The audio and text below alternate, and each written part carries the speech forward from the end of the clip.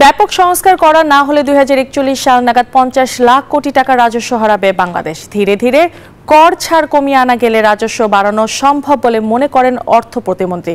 এ সময় রাজস্ব আদায়ে হয়রানি বন্ধ ও অটোমেশনের দাবি জানান ব্যবসায়ীরা। আর রাজস্ব আদায় বাড়াতে ব্যবসায়ীদের সহযোগিতা চেয়েছেন এনবিআর চেয়ারম্যান। মঙ্গলবার রাজধানীর একটি হোটেলে পিআরআই আয়োজিত এক আলোচনায় এসব বিষয় উঠে এসেছে। চলতি অর্থবছরে রাজস্ব আদায় লক্ষ্যমাত্রা 5 লাখ কোটি টাকা, আর ঘাটতি 2,61,000 কোটির বেশি।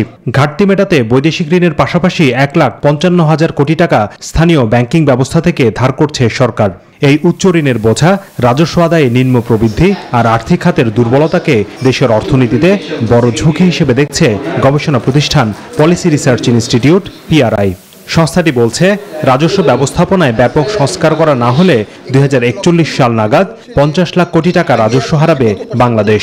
এই বছরে ব্যাংকিং খাতে সর্বসাকুল্যে ডিপোজিট গ্রোথ হয়েছে 1,50,000 কোটি টাকা। সরকার নেবে 1,56,000 কোটি টাকা। এই মার্কেটে এই পরিমাণ domestic borrowing by the government is not sustainable. সংস্থাটি বলছে, বিভিন্ন খাতে কর ছাড় দেওয়ার কারণে বিপুল রাজস্ব থেকে বঞ্চিত হচ্ছে সরকার। ধীরে ধীরে কর ছাড় থেকে বেরিয়ে আসতে পারলে 4 বছরের মধ্যে রাজস্ব আদায় বাড়বে 60,000 কোটি টাকা। এমন ভাবনার সাথে একমত অর্থ প্রতিমন্ত্রীও। অনেক ব্যবসা হয়তো এক্সামশনের জন্য চেয়েছিলেন 25 বছর আগে, তো 25 বছর ধরে সেই এক্সামশন রেখে দেওয়ার তো আমি কোনো যৌক্তিকতা দেখি না। এ সময় রাজস্ব আদায় বাড়াতে ব্যবসায়ীদের সহযোগিতা চেয়েছেন এনবিআর চেয়ারম্যান। তবে কর আদায়ে হয়রানি বন্ধের দাবি জানিয়েছেন ব্যবসায়ীরা। আমরা ট্যাক্স দিতে চাই, কিন্তু ট্যাক্স দেওয়ার যে প্রক্রিয়া সেটাকে আমাদের জন্য আপনাদের আরো সহজীকরণ করতে হবে। অটোমেশন হ্যাসেল ফ্রি তখনই হবে যখন অটোমেশনটা হয়ে যাবে।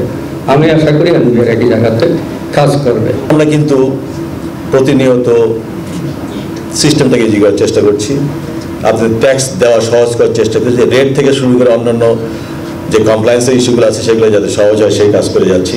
দেশীয় শিল্পের বিকাশে কাঁচামাল আমদানিতে শুল্ক হার আরও কমানোর আশ্বাস দিয়েছেন জাতীয় রাজস্ব বোর্ডের chairman. Made in Bangladesh concept একটা নিয়ে কাজ করে যাচ্ছি। হোসাইন শাহাদাত, নিউজ 24, ঢাকা।